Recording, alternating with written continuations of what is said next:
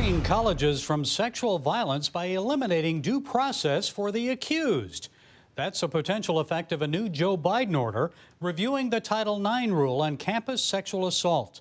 Last spring, former Education Secretary Betsy DeVos mandated due process in the law, granting those accused of sexual assault and harassment the right to a live hearing, including the right to question accusers. Now it appears the Biden administration is preparing to reverse that rule. Well, here to set us straight is Campus Reform Fellow Angela Morabito.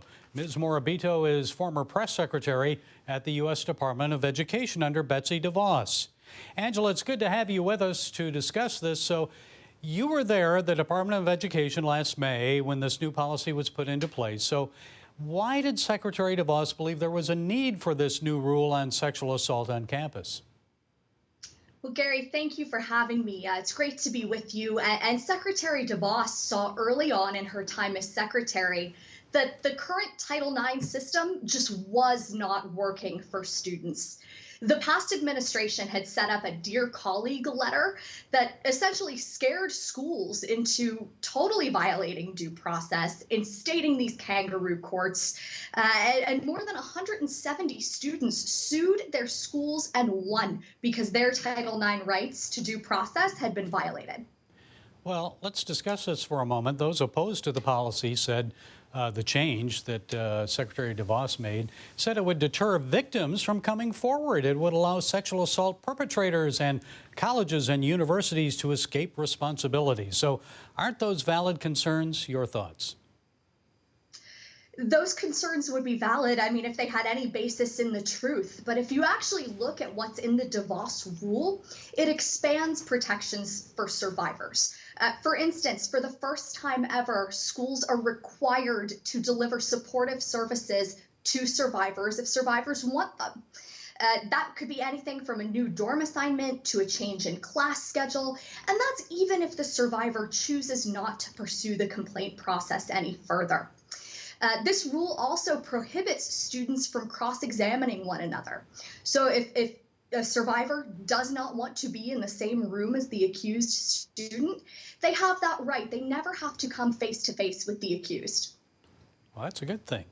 Shifting gears here a little bit, the California Department of Education is considering an ethnic studies curriculum based on the ideas of a Brazilian Marxist educator who advanced the idea that whites are racist and Christian settlers committed genocide against indigenous Americans. Now, teachers are encouraged to lead students in chants to an Aztec God as an act of, quote, transformational resistance. So what would this mean for California's 6 million public school students?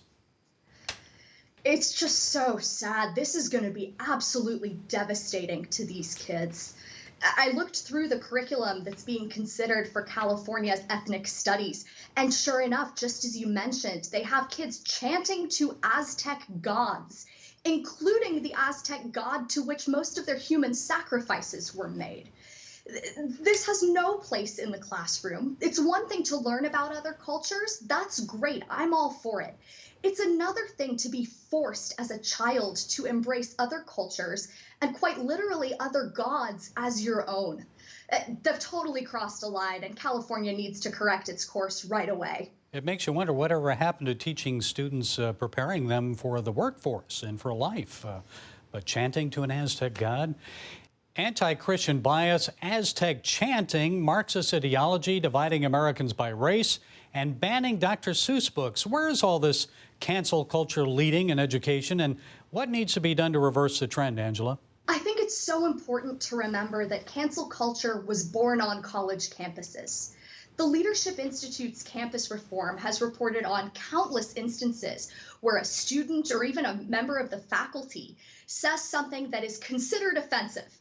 It might not be offensive to all, but someone takes umbrage with it. And if that someone gets loud enough, that person's career is effectively over. We're seeing this now bleed into the workforce, bleed into public policy and into the markets, even into bookstores, like you mentioned with Dr. Seuss.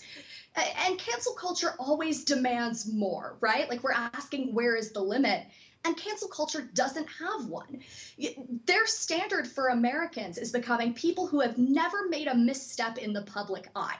So in the future, when we're all canceled, the only American hero will be Dolly Parton.